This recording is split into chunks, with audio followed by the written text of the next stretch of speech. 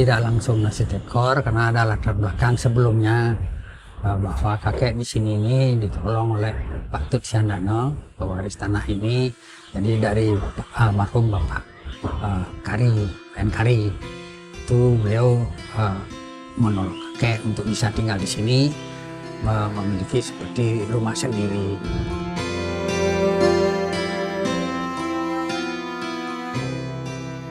Kata-kata jualan warung menurut kakek itu adalah pesan, jangan bikin restoran, bikin warung. Itu bagi kakek itu pesan. Apa meresapi apa sebenarnya yang dia tahu, sampai dia bilang jangan, itu kan berarti mungkin ada sesuatu.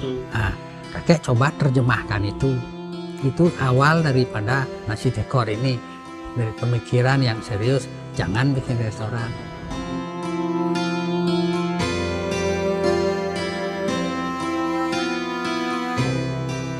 Jadi pertama itu kakek mencoba bukan serius membuka warungnya, tetapi ingin menyambung hati supaya sama dengan pemilik, dengan yang memberi.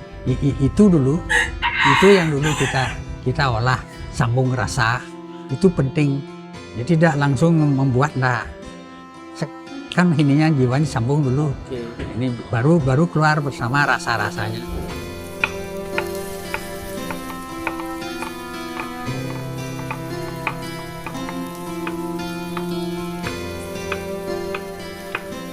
Itu memang mencari rasa, ingin tahu, belajar.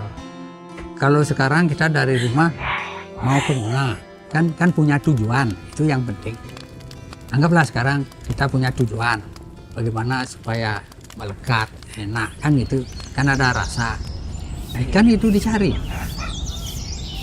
Kenapa orang bisa kok orang mencari itu, ada rasa, kita belajar. Oh, sudah ketemu kuncinya.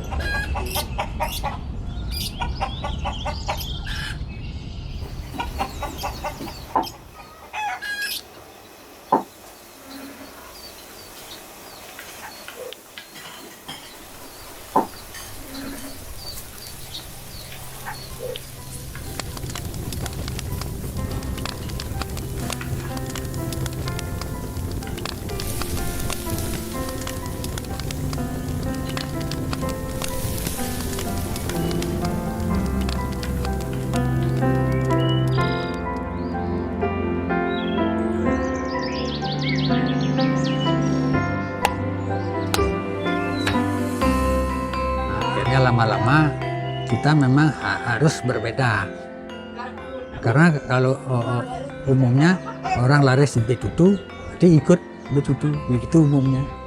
Ada orang beguling, orang laris, nanti ikut beguling. Kakek nggak begitu. Jadi mencoba tidak lepas dari tatanan Bali. Nasi tekor ya isinya garang asam, ayam serai lemon, garang asam sama ayam serai lemon dicampur, kan ada. Iya.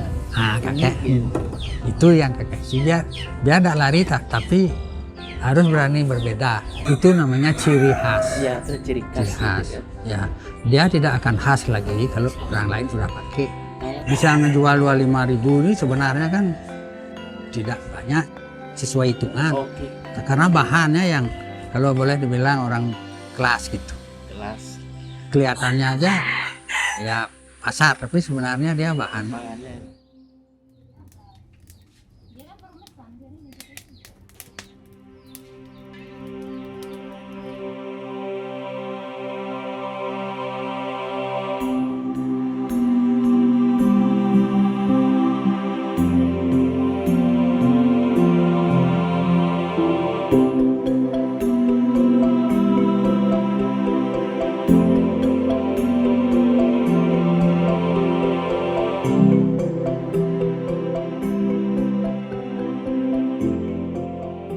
Khusus ke makanan Bali, khas Bali, itu yang namanya berkembang itu jangka panjang, terus bila perlu.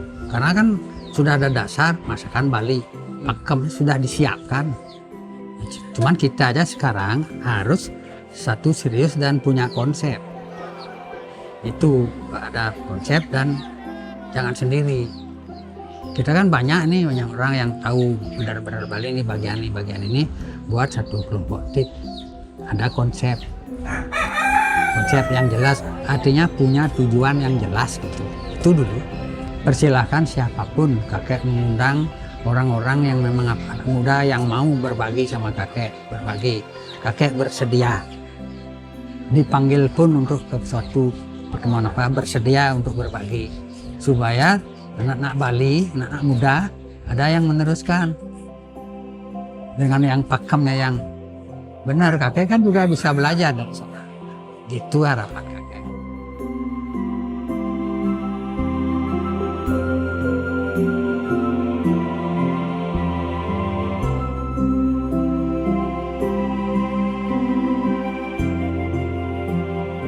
Sekarang ini kakek bilang ini adalah tempat nenek dan kakek. Jadi dia seperti ini aja. Tetapi terus di luar itu dia tetap menginspirasi perkembangannya itu di luar. Ini ya memang harus begini. Mau diapain, diteorikan kayak apa, Pak. Nggak ada yang mau. Kita ini sudah berusaha ini kan dah. Tapi karena kita positif,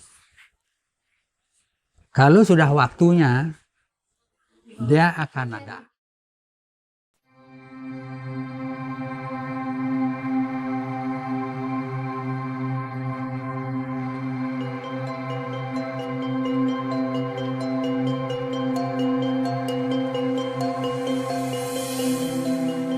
Karena banyak pelanggan, kakek belajar dan muter terus sampai tadi malam pun akhirnya terinspirasi, kok tidak ada yang melestarikan boga, karena museum boga kan tidak ada. Kayak bikin museum boga, tapi nama aja, isinya ayo sama-sama. Ya, museum pun bisa jadi warung. Misalnya kakek bilang museum boga, orang kan bisa makan juga. Nah, dia anak-anak muda siapa yang ada orang tua, ada dari praktisi, dari pemerintah barengin lah.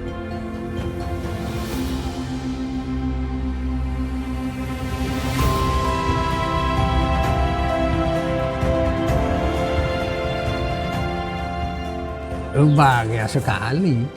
Iya. Banyak punya bahagia itu diukur dari banyaknya punya saudara. Karena saudara itu tidak harus sedarah, sehati. Kemauan yang tercapai. Kan tidak harus punya mobil mewah tuh. Tapi rasa bisa beli, yakin itu. Karena hatinya punya tujuan yang jelas. Kakek kan punya tujuan yang jelas nih, sudah disiapin itu. Indah sekali kan? Bahagia.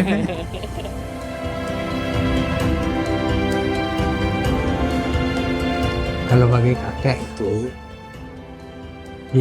arti hidup itu sudah mendapat pengakuan. Terjemahkan banyak.